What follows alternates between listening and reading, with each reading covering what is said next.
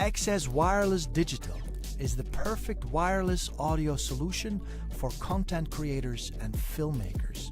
Thanks to a 2.4 GHz transmission, XS Wireless Digital is a truly plug-and-play system that allows you to upgrade your in-camera audio with one-button operation.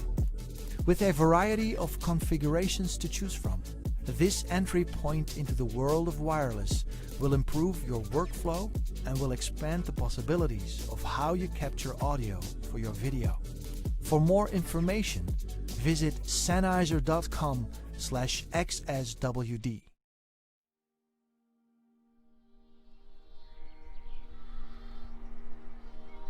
The new Super 35 sensor that Canon have introduced with the C300 Mark III is quite a big step up from other S35 sensors that they have created before. From the body and the flexibility that gives us in terms of the expansion packs and the interchangeable mount, to the sensor with its increased dynamic range for tackling scenes that possibly we couldn't have tackled or captured faithfully before, I can get more out of this camera. My money goes further. It's as simple as that from a business standpoint. From a creative point of view, it's unquestionably unlocking more creative avenues for us as filmmakers.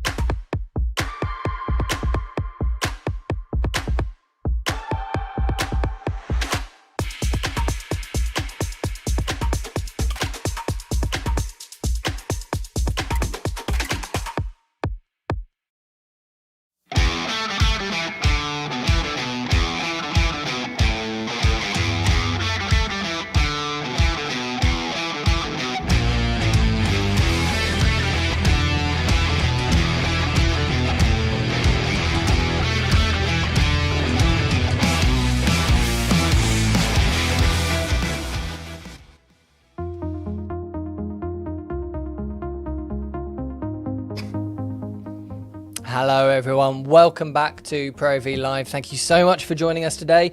It's actually been the first time in quite a while that we're doing what I call a proper live stream, one that isn't just me talking to the camera, because I am joined today by the lovely Brett Danton. Hello Brett, how are you? Hi everybody, hi Carl, how are you? Very, very well, thank you. Thank you so much for joining us. No worries. So we, for everyone watching, we've got a subject to talk about today, which is Brett's commercial, which he recently shot, which was, I shouldn't say he shot in Australia, because you weren't in Australia, but it was shot in Australia while you were sitting exactly where you're sat now, nice and comfy at home with a cup of tea, I hope. Yeah. Gave myself jet lag at home. Yeah. Well, I suppose because you had to be in their time zones, even though you were... We started rolling at 8 o'clock our time in the evening and finished at 6 o'clock in the morning our time. So I didn't realise how much of an effect, but it gave me jet lag here. Without, I bet you were thinking, cool, this is going to be a lovely, easy one. I'm not going to have to deal with travel. I'm not going to have to deal with any jet lag. It was a 7-day shoot, and I'm not joking. It took me over a week to get over it. I literally felt like I had full jet lag. It was quite an interesting process. Yeah. Yes, I know. So for people watching us at home, the way this is going to work, because you can probably tell already, this is going to be a very, very informal chat. We don't like to structure these things too much. We haven't got PowerPoint of slides or anything like that. We've got the final stuff to show you, some little behind the scenes snippets and some stills, but pretty much this is just going to be a chat between me and Brett about what he did, the decisions he made, the equipment he used, all the rest of it.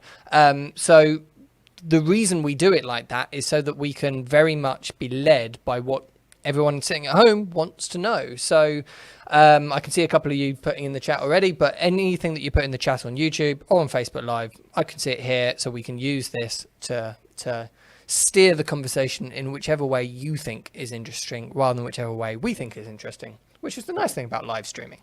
Yeah. So should we kick off, Brett, by actually watching the pieces? Yeah, I think so. I mean, they're not fully finished because they've still got graphics and proper sounds and, you know, a few other bits and pieces to be done on them. Because what we do is we actually did a 7-day shoot, and this stuff goes out of the period over about 4 months. But just to give a little bit, just a bit of insight on why this happened, because I think it'd be nice to set a bit of that. So normally with this client, I fly over to Australia 3 or 4 times a year to do their commercials. I've been doing them for like 6 years. And obviously with the pandemic, couldn't go over there. We went backwards and forwards. And we basically came up with a system where I could direct and view it all here. And I literally felt like I was in the studio. We used C500 Mark II. And I'll go through that, which I've shot with their commercials. I've shot their commercials now. And funnily enough, I actually pulled up a little list here. I started originally with the 1DC, would you believe, on their commercials. And that, you know, that was full frame. It gave a great image, but obviously it had limitations in grading. The big thing this client wants is images that, you know, that they're a retail client that advertise on TV. They spend, on this campaign, they spend something like $30 million on the TV buy. So they're on air a lot. So it's all about how good the product looks on air. Then I shot on the C500 Mark I for years, probably 2 years doing it. And then we went to the 700, then we went to 700 full frame. Now we shoot them all on the 500 Mark II. The interesting thing with this is that Australia is actually really busy on production at the moment. And a lot of the overseas American stuff's being shot there. So normally we shoot this in a sound stage, and we couldn't get into a sound stage. So this was actually all shot in their showroom, which I kind of remembered. So I knew the space we were shooting in, which certainly helped, and I knew the crew really well. Yes. So the space that you're shooting in is their retail showroom, you know? Is one of their showrooms. Yeah. They've got something 30 that consumers showrooms. would walk into. Yeah, and we had to build the set in that showroom. So we had some other logistics to cope with on this as well. So because we literally couldn't get a soundstage, they're all full with Hollywood films over there, which is what we normally shoot in. So that threw in some extra logistics as well. So, you know, each of their commercials are only ever 15 seconds.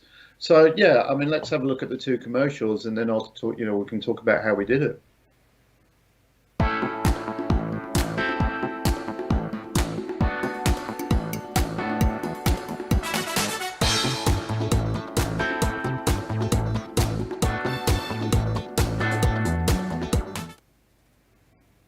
Okay, so that's piece number 1. I mean, each one is only 15 seconds long because they're designed for DVCs. I mean, what do you think? Yeah, I mean, look, at the end of the day, I mean, the interesting thing about this whole process is that was done on one long track. So we had quite a long track. I think the track was probably about 70 feet. And what we did was, I mean, I was quite worried about how we were going to do this. And what we did was, obviously, we shot in the C500 Mark II. The process of that was really easy because what we did was we actually turned around, and this is actually the setup that I had when we did it. We used a Teradek Prism, and I don't know if anybody's familiar with those. And basically, that's an H.265 encoder. And what that did was that the Prism took the 4K signal straight out of the camera, and it came out as a log file that then got sent to me as H.265, and I had a Prism decoder here, and I was watching exactly the same image as the DP, and we had a neon on each end, and I could load in the LUTs on here, I could view it, I could record it, and I then had the rest of the crew on talkback radios. I haven't got it here because it got sent back, which are web-based radios. So it was almost like me being able to talk to the crew. I had them all numbered. I had the DP, I had the stylist, I had all of those guys on one end. And then what we did was, because the 500 generates a proxy, they uploaded the proxies to me each night. I then could edit and make sure we had it all. And then we transferred the files via the web, and I got the raw files, and we did an edit and grade here and actually put it to air. So it was a really interesting process on how we went about doing it. The thing was that we got to the stage where I actually felt like I was in the studio. And the trick to it was when we first set up the whole remote thing. Now the Prism is pretty amazing. It's got about a 0.7 of a second latency. So, you know, bearing in mind we're coming all the way from Australia in 4K. Now you could do HDR, but we didn't do HDR because HDR we couldn't get the bandwidth in Australia. Now, I don't know if you're aware, the Australian internet isn't particularly wonderful. So we used a bonded 4G transmitter over there. So it had 6 SIM cards in it. And that was that the Teradek Bond?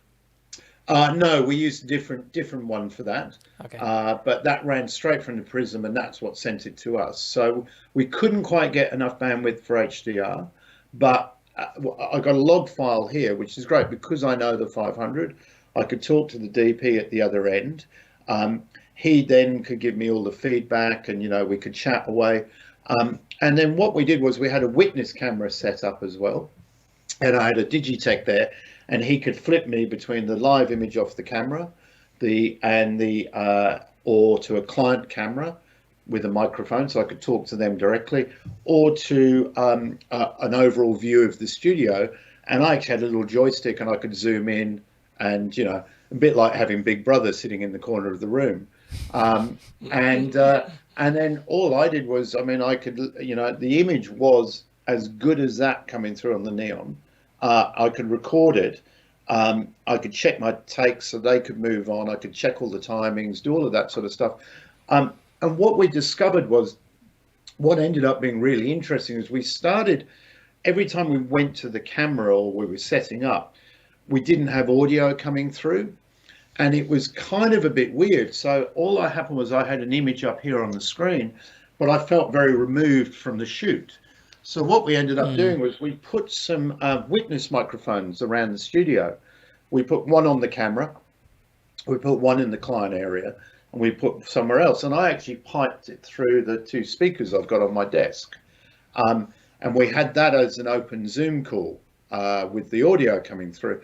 And the great thing was I got all the talk of the studio, I got all the talk from the camera, I got all the discussions. So I didn't need to keep interrupting people if they were heading in the right direction. And that was so good. There's a couple of times I was sitting here at my desk watching takes, and I actually went, wow. And I stood up to walk around to the other side of the desk because I thought I was in the studio. And that made all the difference. That made the biggest difference, was having that talk back of the studio.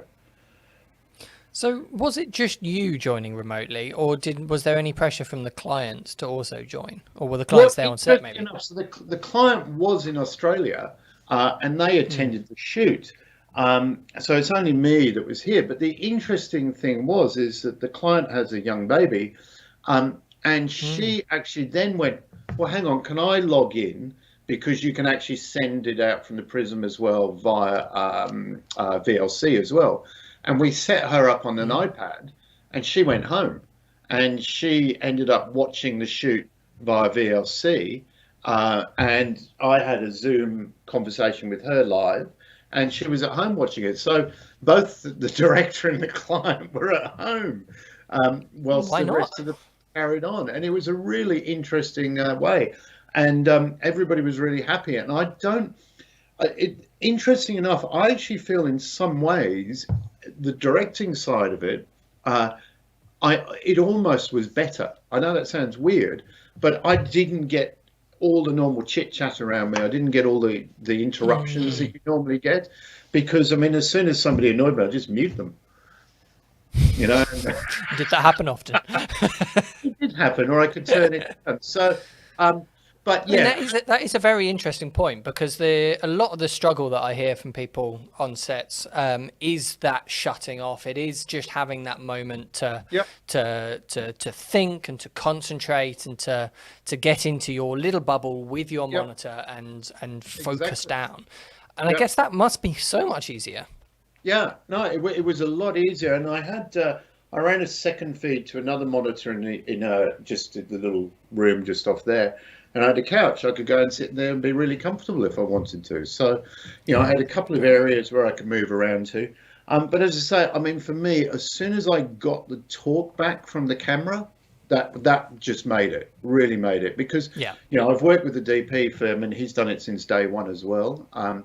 I mean, we've been doing this for 6 or 7 years now. And, he and I sort of don't need to talk half the time when we're in the studio, because we kind of know what's happening. So having the chatter from the camera is whilst they're setting up the stuff, because he had the storyboards and everything like that. I could hear his conversation with the rest of the crew. So, if they were heading in the right direction, there was no point in me interrupting it all. Whereas when I didn't have it and I had no audio to start with, and this is something we added after halfway through the first day, you'd kind of be, oh, what are you doing now? What are you doing now? And it actually made, once we got through that stage, and then, I could hear the clients having a chat. And I'm sure, they probably thought it was a bit Big Brother or a bit Snoop Dogg, but, it worked really well in the end. I did hear myself get abused a few times, but that was fine. Anyway, you're used to that. I'm used to that. Yeah, exactly. That happens in real person sets anyway. Yeah, I mean, all I had to do. So, and to have the walkie-talkies as well. So we just used, like like the latest. We didn't use Motorola. I can't remember which ones they were. And I had an iPad app where I could just hit. All the people were named. They all had the talk back in, and I could just press a button and. The stylist, and this is how quick it was. I mean, I've got an example of a end frame here. The client's very particular on where chairs get placed or this gets placed, and I could literally, the stylist was on set, and I could sit here and press the talk back and go move the chair to the left, move to the right, take it back, and with a 0.7 of a second delay, it was completely achievable. When we first tried it with some other devices, and we did go through a bit of a testing stage before we tried all of this. With some of the other devices, we found that, you got down to a 2 or a 3 second delay, and that wasn't doable. It's got too hard to direct remotely. So, yes. So, the Prism is an expensive piece of gear, but it did certainly make the day on that. And as I say, then with the 500 recording the proxy files, they're tiny. So they came straight to me that night. So every day, Do you know what transmission method the Prism was in? Was it SRT? SRT, yeah. Nice. SRT, SRT straight to me. Really easy configuration. I mean, basically, I just dialed into them, and bang, we got the link straight away. So, really good. And having the log file coming off the camera in 4K as well. I could judge everything. I could see everything, and I know what the 500 log file looks like. So, I could even apply a LUT. It certainly helps to be familiar with the camera. Yeah, I could even apply a LUT at this end. So, each night having those little XFAVC proxy files, I could load them straight into this system here and check everything to make sure we had all the coverages that we needed for each commercial. So, very quick. Let's watch that second spot, because I'm aware that we haven't seen the second spot, which is my favorite of the two, I think, because there's the actress in it. There's a little bit of that human touch, which is always nice. And then there's a really interesting conversation going on in the chat, which I want to get your opinion on. But before we get to that, let's start by making sure we watch that second spot. Yeah.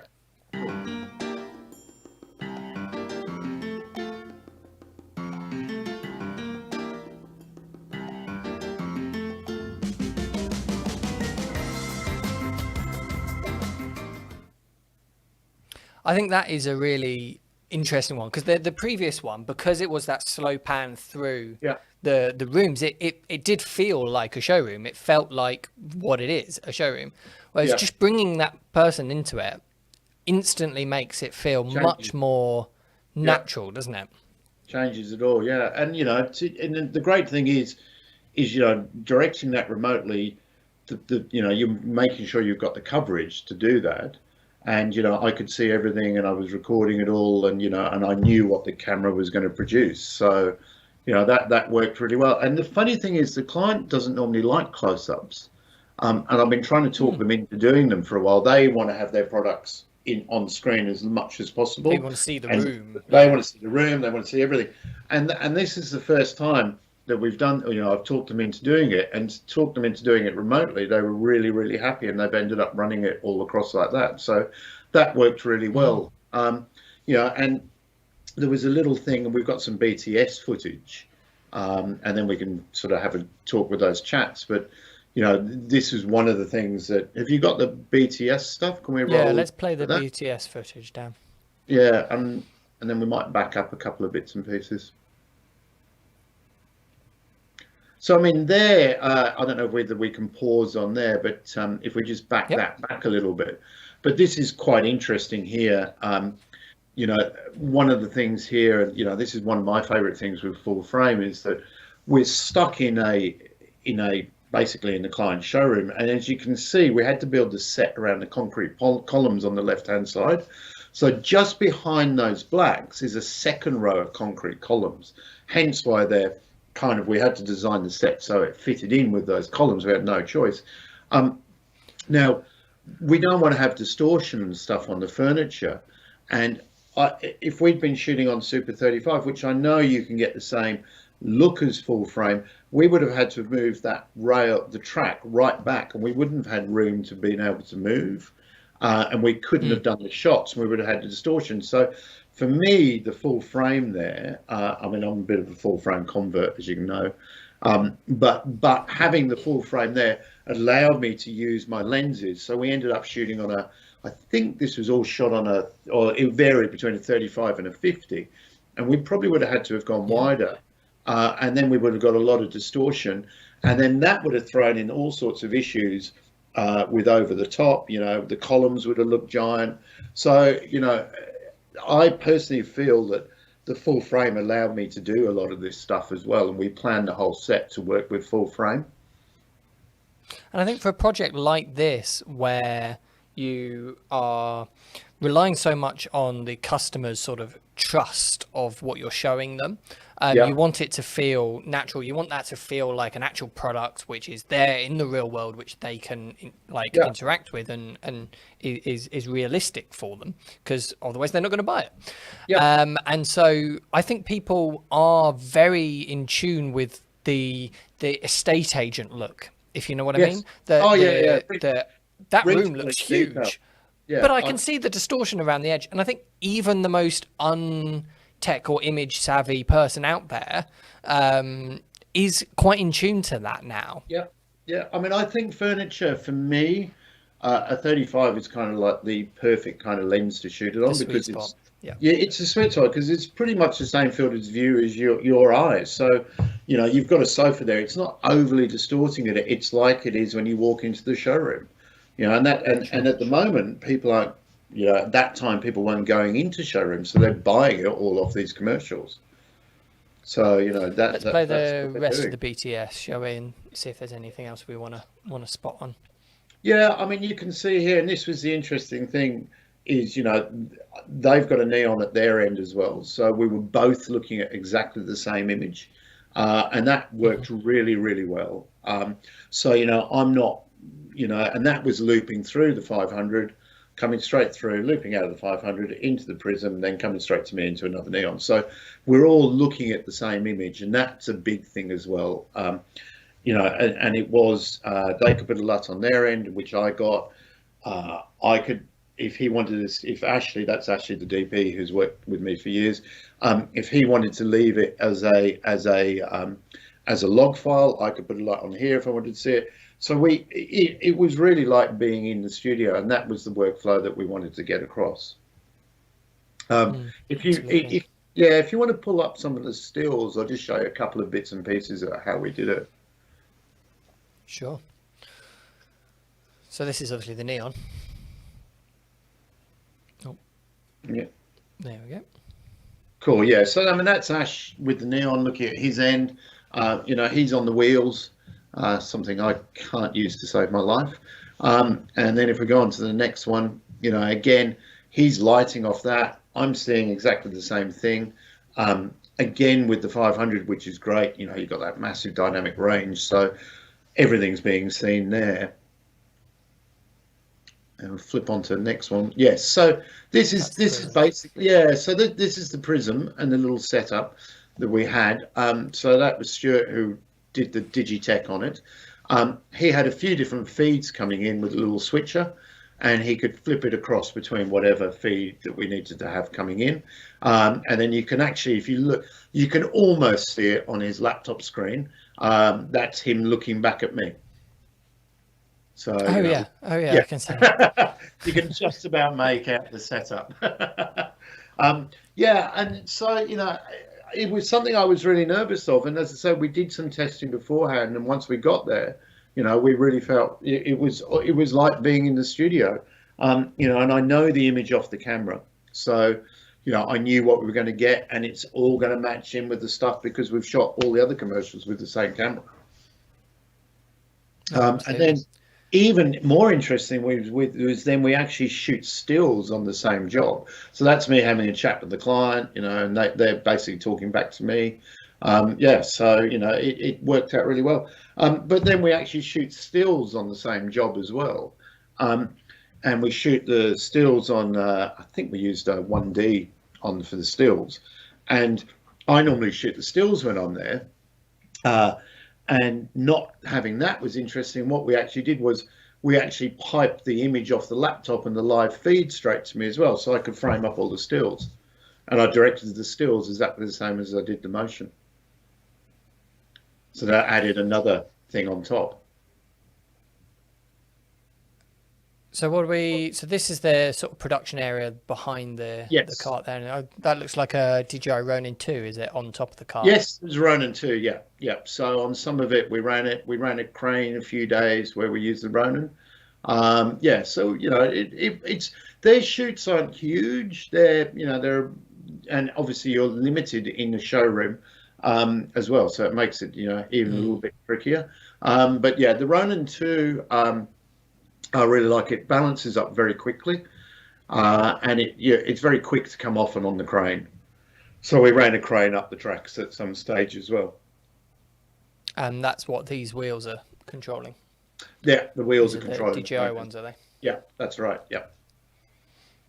Which I get completely confused. Yeah, and then I can't use them. I haven't got anywhere near the experience to use them. Yeah, I'm hopeless. Actually, he's rock steady on them. He's one of those classic guys that can write his name.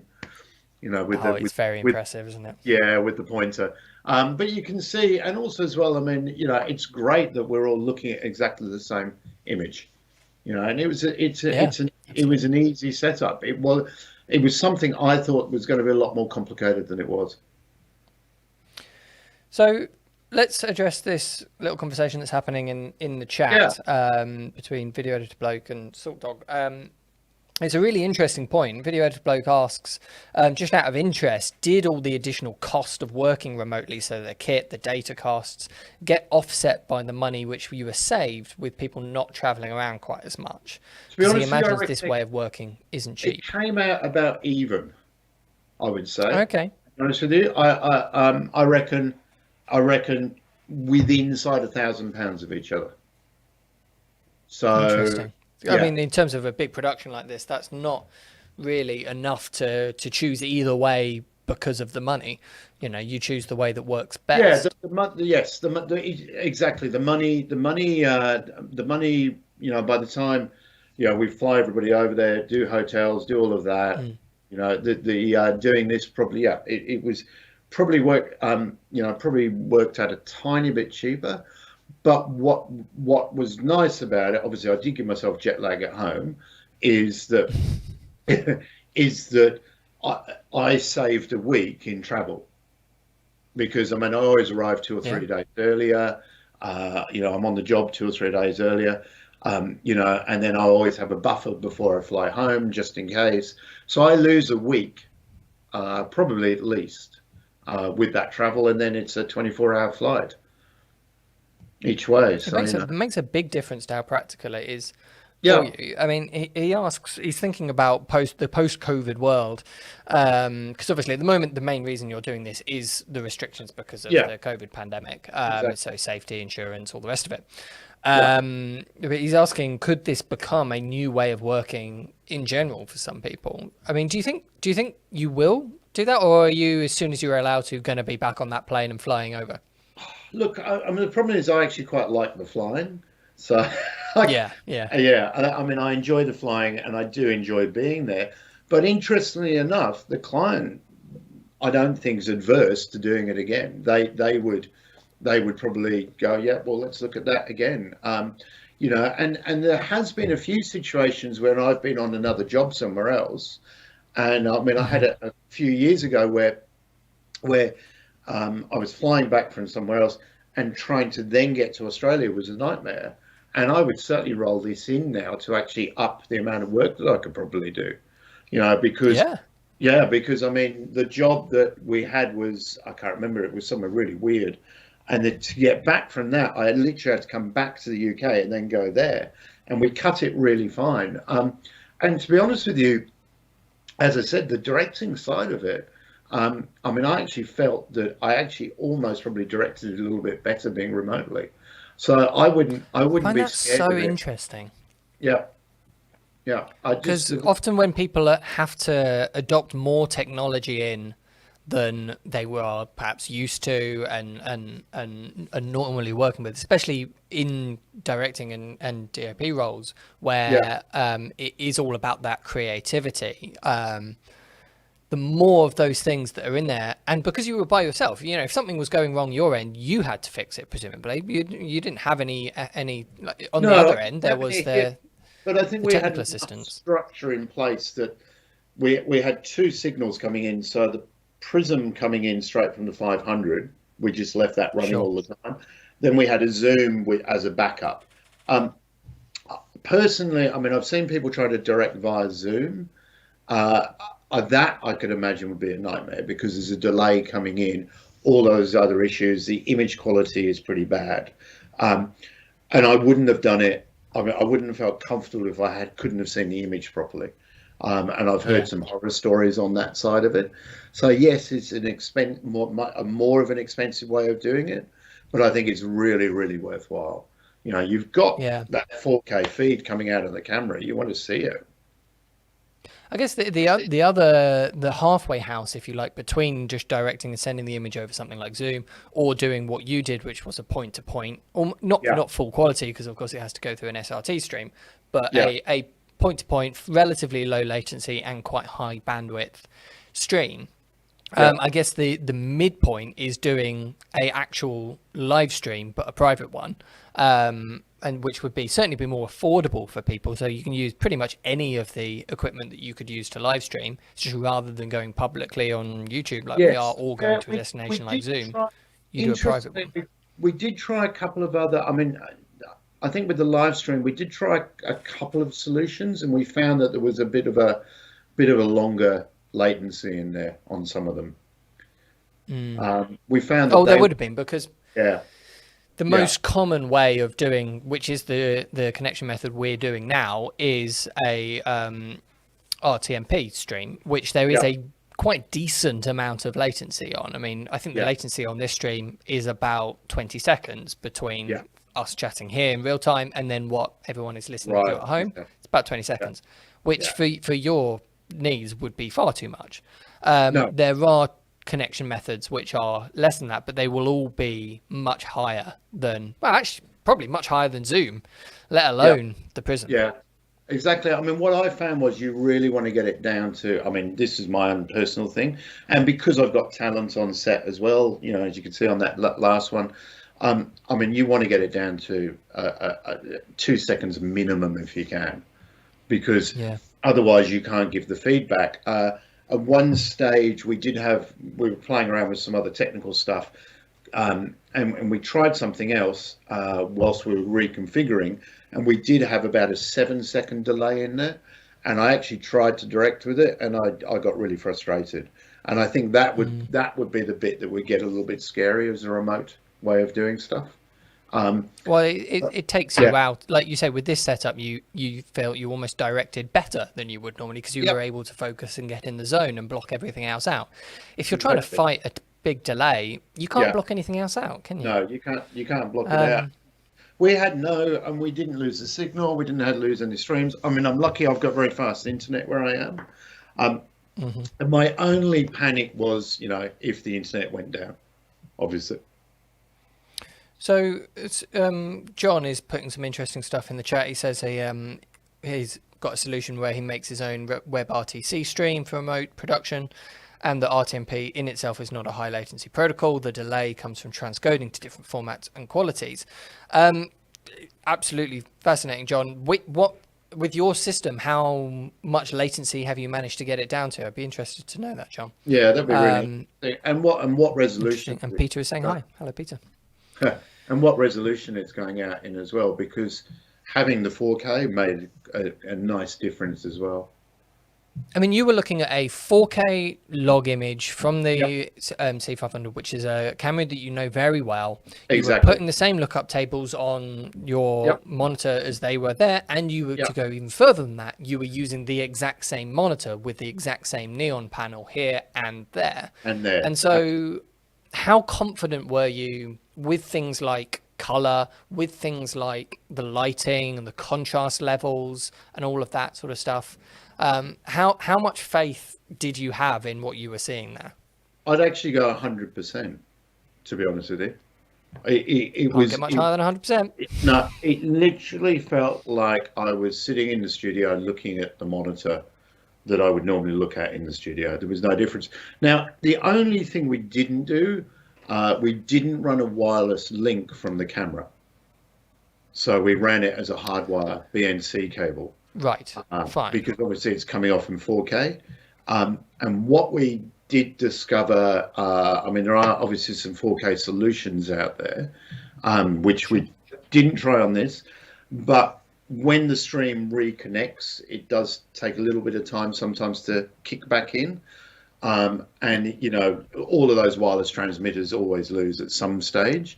So we decided to go hardwired, because that way we never lost and it never went down.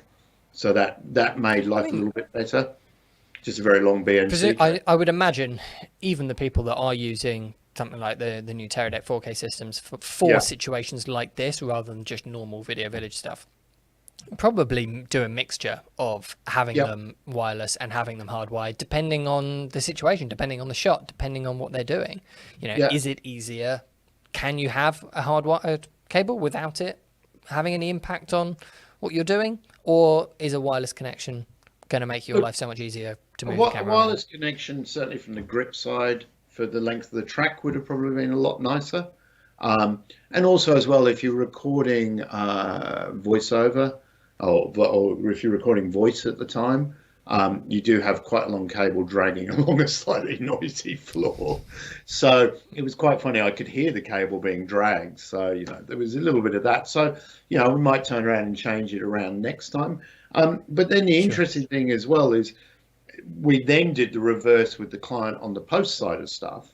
So, once I'd got, and we probably shot about 3 terabytes, which wasn't that bad. It took about 6 hours to come to me, which isn't that bad for the actual final raws.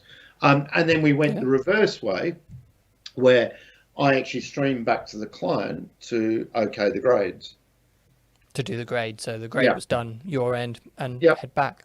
And then head back. So John has popped back in the chat saying that his WebRTC latency, he's got it down to as low as the network will allow, which is over public networks is similar to SRT, so between 10 and 60 milliseconds or half a second. He's that's great. He's put in there, which makes sense, which is great. So should we talk through the setup that's on your desk in front of you in a bit more detail? So this is your grading setup. Yes, so we did laugh before, because that's my Rove. The joys of shooting raw. So those are hard drives, and I thought it was a radiator. You thought it was a radiator. That's a Rove. They're turned off at the moment. That's a Rove Lassie drives.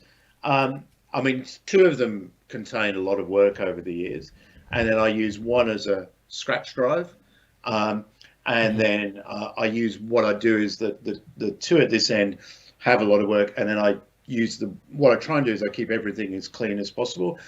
Because I was traveling a lot, I've always worked off a laptop, so what I was doing was I was coming back here, and I find with the 6K RAW from the 500, there's no problem with the laptop.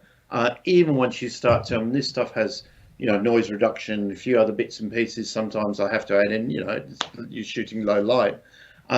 So, as long as you have an external drive on your laptop, you can kind of get away with whatever you want. I tried a desktop for a while, and when I was traveling, I'd always end up forgetting something. I go, oh no, that file's back on that machine. And then what I do is, because I keep it all on that one project, I then shift it off to, I've got it's actually up at that end. I have a couple of SSDs that I travel with that I'll then transfer that project to. The rest of it's fairly simple.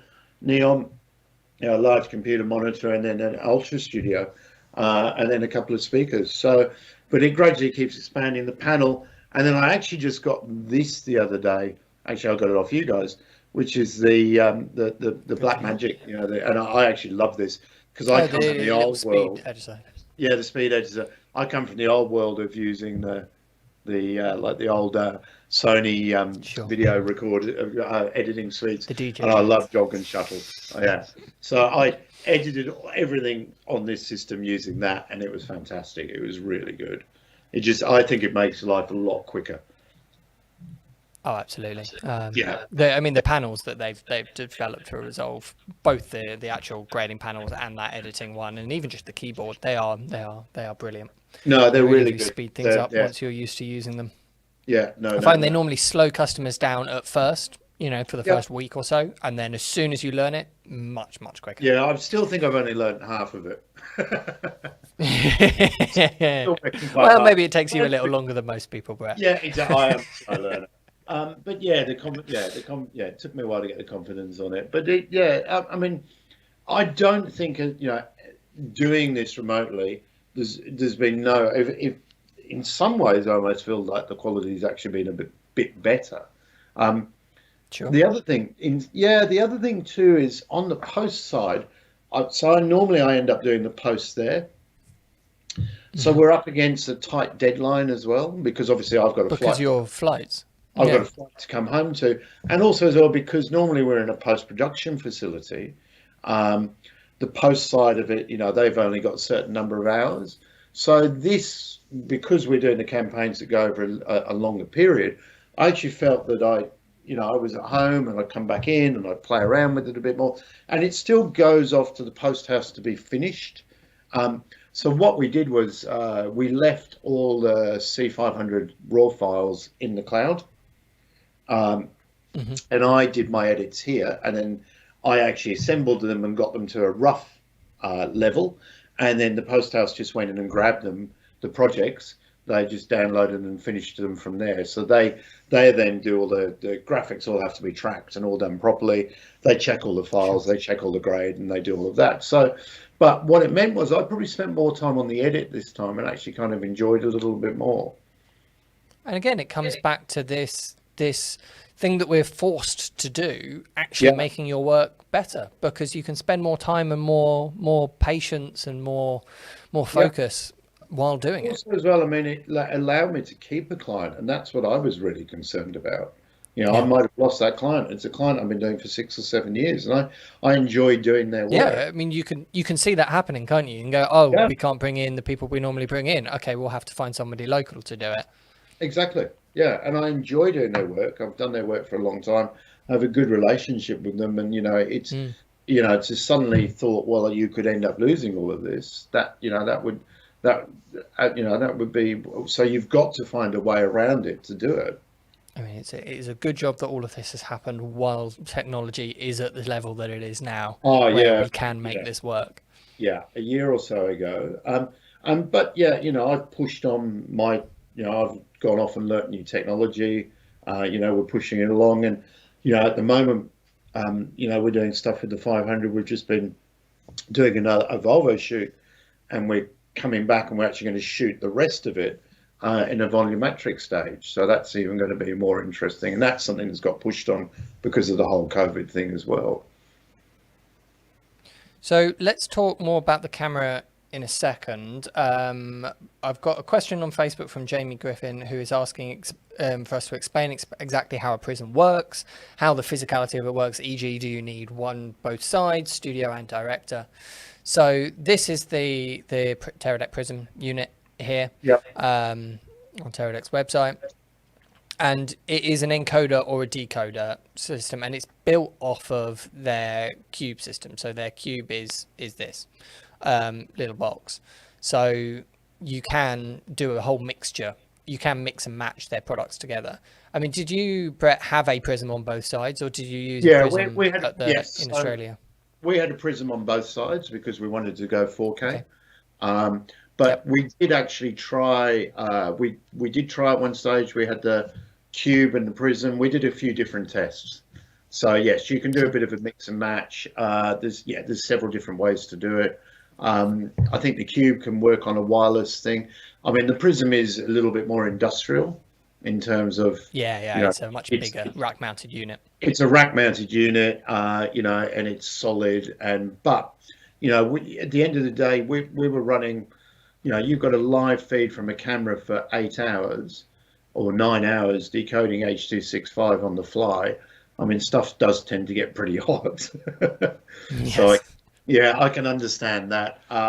But it's a really simple system. I mean, the guy on the other end, who was our technician, he could just dial in and set it up for me. So I didn't even really Which is great. I mean, that remote assistance is brilliant, especially brilliant for people working with clients, because they can just jump in and troubleshoot for people that, obviously you have technical knowledge, so you probably could have made it work yourself. But if you're dealing with a client that has no idea about any of these stuff, that is so important. Exactly. Well, we've got a client, sorry to interrupt. We've got a client job possibly coming up in a month where the client is going to stay at home, and we're going to have a box with a Prism in it and a monitor, probably a Neon in it, that's going to get sent out to them. All they've got to do is plug it into their Ethernet and hit connect. That's it. Yeah, and that you've got to keep it. I mean, that is high-end equipment that you're just sending out to somebody with no technical knowledge. Exactly. And because of this remote connection stuff, you know that it is going to be able to work as long as you can talk them through plugging in the cables, right? Yeah, it's going to work. Exactly. Yeah. Which is brilliant. So we've also had some chat going on about sort of affordable options. Effectively, all we're talking about here really is an SRT stream. So an SRT encoder and an SRT decoder. So yes, the Prism is a high price unit. It's a much more professional unit. It can do HDR, it can do 4K, all the rest of it. You can do this in just 1080p using the Teradek Cube as the Teradek's affordable option, but then there's loads of other products on the market as well, even just down to the Blackmagics, like the A10 minis. You can do this with live view units. All sorts of, basically anything that is a streaming product will also be able to do some form of this point-to-point connection in some aspect. So there are loads of more affordable options. Just get in touch with us, we can talk you through them. We played with a few other, different things. We did look at different streams. The main reason why I wanted to go 4K was because with this, I wanted to see all the stitching on the sofa. I wanted to see everything. And I think also as well, because I was nervous doing it remotely, so I wanted to have and knowing the camera and I wanted to sort of have my head in the same image that I'm used to dealing with from that camera. So Peter is just asking about a more specific question about the camera. He says, how do you work remotely when shooting in 5.9K RAW? Are you forced to use the feed from the 2K monitor output? No, so it's 4K coming out on the 500. So we just came straight out of the SDI 4K. Okay. So it's obviously recording 5.9, but it's a 4K file. And actually, I'm actually streaming from the 500 now. There we go. Yeah. So, so it's a 4K coming straight out of the SDI. So, shall we play the finished piece one more time? Yeah. Maybe the one with the lady in it, and then we'll talk more about some of the more creative aspects, the Yes. camera choice, the lighting. Yep. Let's do that. lenses. Let's just Yep. refresh ourselves. Yeah.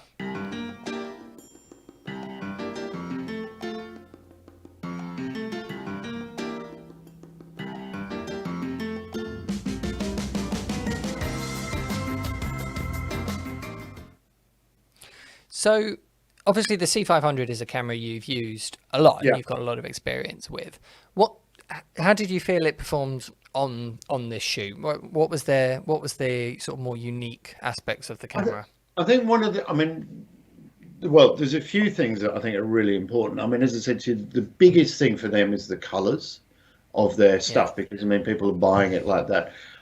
So for me, and I've noticed this, especially even coming from the original 500 where we used to shoot their stuff on that. Obviously that's shot in straight log, and I don't know if anybody's ever graded straight log. It's a lot harder to grade. And we used to go backwards and forwards a lot more on trying to color match stuff when we used to shoot with that camera. Yes, it has great colors, but you had to work it a lot harder. Coming to the 500, what I've done, most of this stuff is just done in log 3. And we don't really have to do too much on the color correction, which is why I've stayed with the 500 on this, because on the Mark II, literally all I had to do is, drop on a film curve, a tiny bit of here and a tiny bit there, and a couple of power windows, and I'm away. The other thing that's really interesting about this is because we're in a showroom, we couldn't do our normal lighting. So if you let's bring it back up, Dan, and go through it, sort of scrub through it, so that we can see some of the lighting as we're talking about it. So when you scroll through BTS, and this is where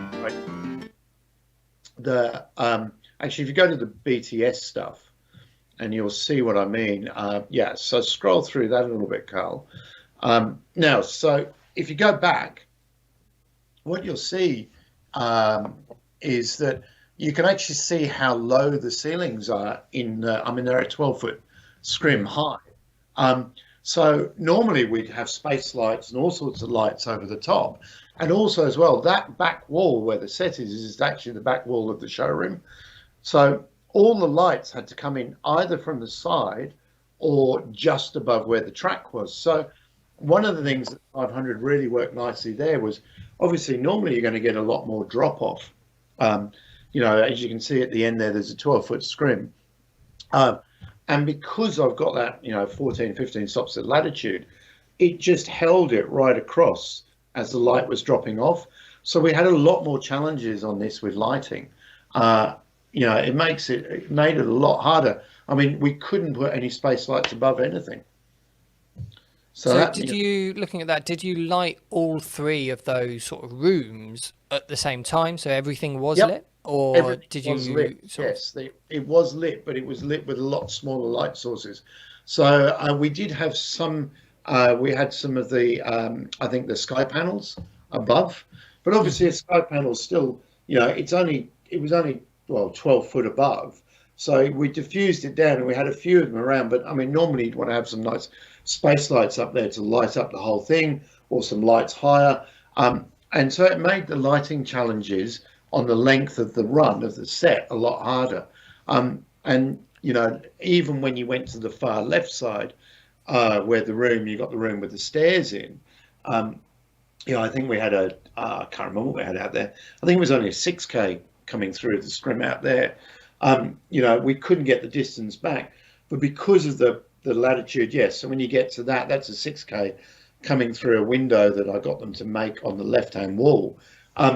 But the drop off on there, the 500 holds that whole thing. So that's where I had confidence. The image is so nice. I haven't had to do any adjustments to the exposure in grade. It's as is. So if we pause on this bit, what were the main challenges? So the main challenge you mentioned about the stairs. Yeah, you've got the stairs, but you've only got a 10, 12 foot high ceiling there. So the client wants to see detail, obviously, in the top of the table.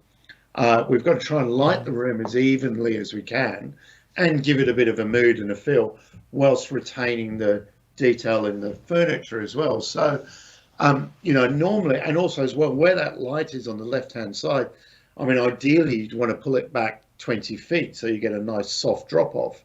It probably had to be in about 7 or 8 feet. So you've got probably across the room, you've probably got a couple of stops, drop off, maybe a stop. I mean, I obviously wasn't there with the meter, but you've got drop off in the light from one side to the other. So, you know, having a camera that probably wouldn't have held as much in the scene, I would have struggled because, you know, we would have probably had to have run some exposure changes in the grade, and I didn't have to do any of that. Absolutely. I think as we scroll back to this bit, I think this is a scene where the colours of the Canon really shine through. I mean, you've got that vivid blue of the walls, and then the orange of the main wall behind her, and yet her skin tones are beautiful there. Well, they're small in the frame, sure, but the big giveaway too is probably that velvet chair on the left as well. Yeah, the green one. Green velvet. That thing. And quite a hard colour to render on a camera. That I often see greens like grass, for example, is often I see one of the colours that I see changing the most on different cameras because they jump between different camera brands. It also sucks the light. So I mean, I that chair they've had for a while, and so and you know, obviously we're shooting in RAW here. Before shooting in RAW, I used to struggle with that chair because it ate the light so much. So I might not have put it into this scene because to have that detail in the left-hand side of that arm, normally we wouldn't have got that. Normally that would have headed down towards black. And again, you say that you wouldn't have put it in the scene. Would the clients not have needed it in the scene? No, they would have liked to have had it. They've got certain stuff they like to have in there. But, I mean, at the same time, if we can't make it look any good, I'm going to go, well, we can't do it. And also as well, I think another nice bit is because we were limited to where we could put the lights, if you look at the drawers on the right-hand side behind the sofa, they're reflecting the 12-foot scrim. I mean, that's just, you know, because of where so you can see they're lit. And then as you come to that next shot, then they're getting hit by the 12-foot scrim. That's just the way it is because we couldn't put lights over the top. But the camera's still holding the detail in that because of that dynamic range. And normally I think that still feels natural as well because it's so easy for that to be motivated. Yeah. I mean, that could be a big bay window in there. Yeah, exactly. So, you know, you can get away with it, but normally we'd like to have more from over the top, which obviously, you know, you're struggling with to do. And then you've got the unit behind her, which is black. She's in black. So you've got a massive contrast ratio there. And that was something that, you know, and that's one of the reasons I wanted to see all of this in 4K at my end, because I was seeing all of that detail live, which is pretty amazing, really, to be honest with you. It's a wide shot, you know. If you're sitting there as the director and you're trying to see how the lighting is on her as she's walking from there to there, you know, she's small in the frame without something that was capturing as much detail as the Canon and then transmitting as much detail as the Prism in 4K. I mean, that would have been impossible to do over something like Zoom. Oh, I wouldn't have seen half of it. I don't think I would have seen any of that detail. And as I say, I mean, the thing is, the interesting thing with this client, we used to make the sets quite a bit more moody originally. And if you go on their website, you can almost tell the older work because it had more shadows. And I used to try, and it's always a battle I have because I want to make it more feel like what we would actually want it to be. But then that doesn't sell furniture. You've got to make it so you can see the detail in everything. You know, you want it to feel light and airy and colourful. Yeah, exactly. So they're always saying, no, bring out the detail. I'm always trying to put more shadows. So, you know, it's and especially now because people can't go into showrooms. They can't go into places to look at the actual stuff. They're buying it offline. They're buying it, you know. So they then, and with this job, because then we shoot the stills at the same time, they then go to the website and they look at this on the website and then they purchase off the website at the moment. So, you know, and that's another nice thing with Canon was that we were shooting the stills on a Canon as well. So, you know, it all graded together really nicely. You I know, mean, that is a huge point. I mean, a job like this, the stills are just as important, if not more important, than the video. And the advantage of shooting them at the same time as you're shooting the TVCs is that they're going to feel consistent. They're going to see the advert, they're going to go onto the website, and it's going to feel like the same brand. It's going to feel like the same products, the same imagery. And if the cameras color match, then half your job's done. Well, quite often what happens is, I mean, we'll use the stills as the base of the color matching, and then color match the film to match that. Interestingly enough, the reason why I got the client in the very first place was because of the 1DC and the fact at that time we could shoot stills and motion on the one camera. And what they did was they did 2 separate shoots. And they do a motion shoot and they do a still shoot. And I came along and went, well, we can use this one camera and do both at the same time. And we combined the budget. And what I did was I said, I'm not going to make the shoots cheaper. I'm going to make them better. And that's what we did. And we turned around and combined the budgets, shot the 2 together, used the 1DC. And I used to call it my world. And we actually had a Technocrane, which is quite funny. We had a Technocrane with a 1DC on the end of it. And I used to call it my world's largest tripod. Because we'd shoot with the 1DC being full frame, you know, and it equated across to the stills. And we'd move do the crane panning shots. And then we actually only used the crane. We didn't use tracks or anything like that. And then we just reposition, lock it down, and then shoot the stills. So you'd use the crane for the stills as well? Yeah. Yeah, I'm not going to take it off. Why would I want to do that? You know, well, I suppose so. Live image off the camber and reposition it. Can't be very many stills photographers around the world using a techno crane. No, exactly. So you know that was, and this has just become a logical progression from there. At that time, the client didn't do as much TVC, and all we've done is lift the quality, I think, and that's what we've tried to do. I've always kept it inside RAW, except for the 1DC. That was the first time we weren't shooting RAW.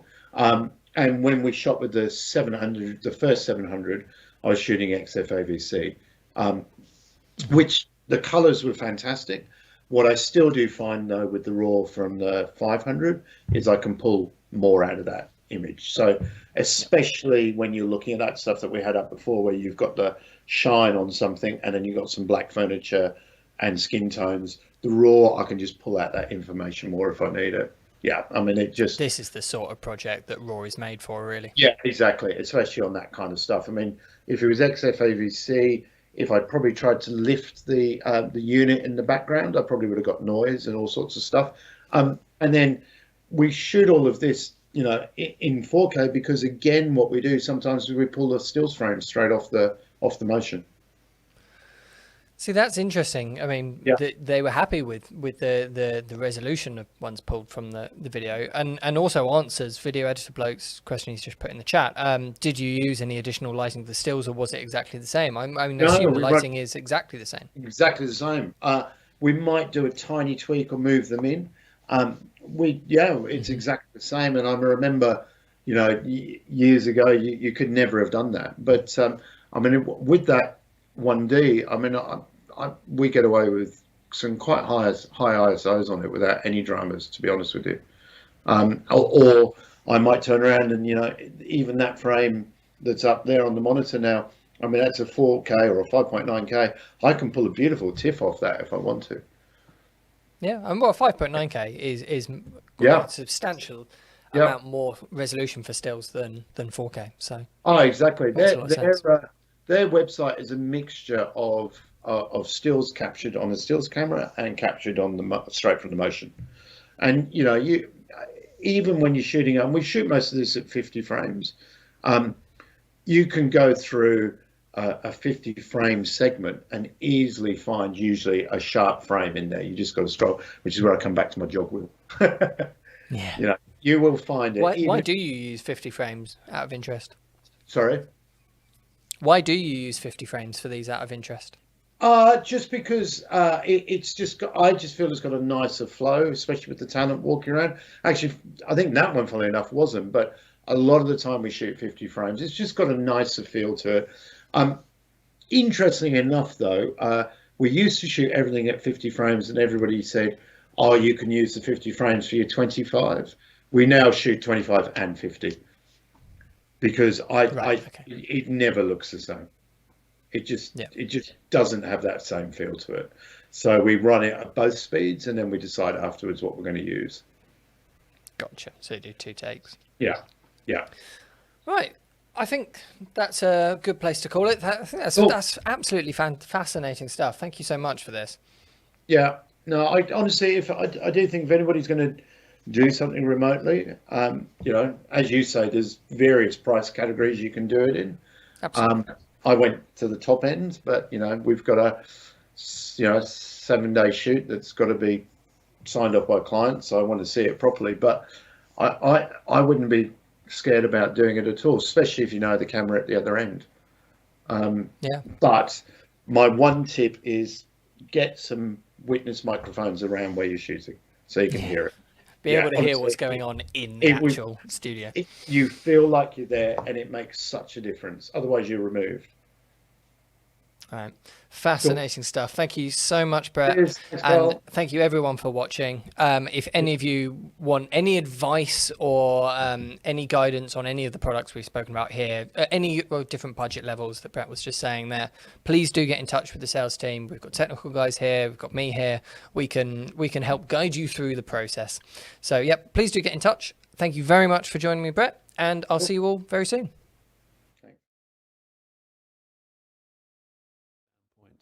From a creative point of view, it's unquestionably unlocking more creative avenues for us as filmmakers.